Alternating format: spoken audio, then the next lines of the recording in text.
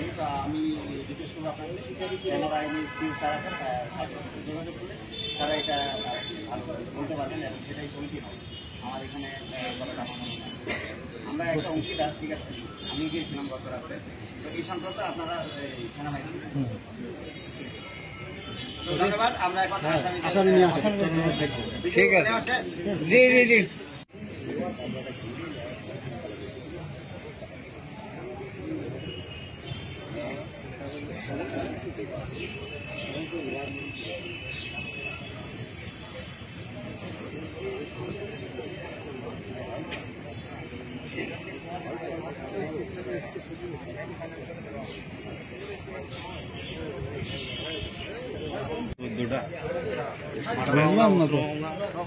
আসেন, চলে আসেন, আস্তে আস্তে চলে আসেন।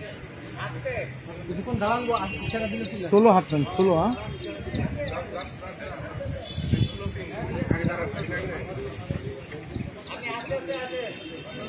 আসেন আসেন, হাঁটেন হাঁটেন হাঁটেন হাঁটেন।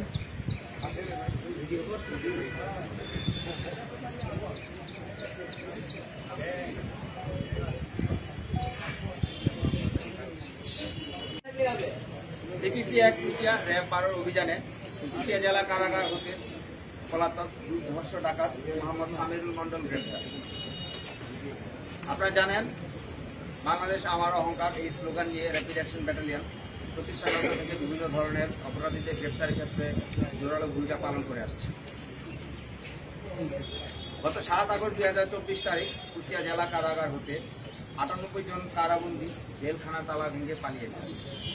আসামি পলায়নের ঘটনায় থানায় এই সংক্রান্ত একটি মামলা দায়ের করা হয়, যার মামলা নম্বর 10 তারিখ 14 আগস্ট 2024।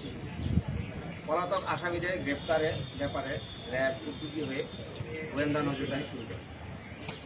এই ধারাবাহিকতায় র্যাব সদর দপ্তর গোয়েন্দা শাখার সহযোগিতায় গত 4 সেপ্টেম্বর 2024 তারিখ রাত 1:30 ঘটিকায় ঝিনাইদহ জেলার শৈলকুপা থানাধীন বন্যপাড়া এলাকা হতে পলাতক আসামি মোহাম্মদ সামিরুল মন্ডল, পিতা শামসুদ্দিন মন্ডল, শাহ ওসমানপুর থানা খোকসা, জেলা কুষ্টিয়াকে গ্রেপ্তার করা হয়।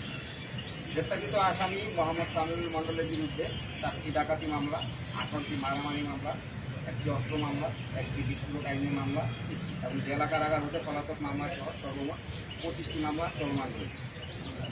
জেল পলাতক বাকি আসামিদের গ্রেপ্তারের ক্ষেত্রে আমাদের প্রচেষ্টা অব্যাহত আছে। গ্রেপ্তারকৃত আসামিকে পরবর্তী আইনের ব্যবস্থা গ্রহণের জন্য কুষ্টিয়া মডেল থানায় হস্তান্তর কার্যক্রম প্রক্রিয়া কেন্দ্র এই ছিল আমার লিখিত বক্তব্য। আপনাদের কারো প্রশ্ন থাকলে করতে পারেন। আমরা একটু জাস্ট ছবি নিই।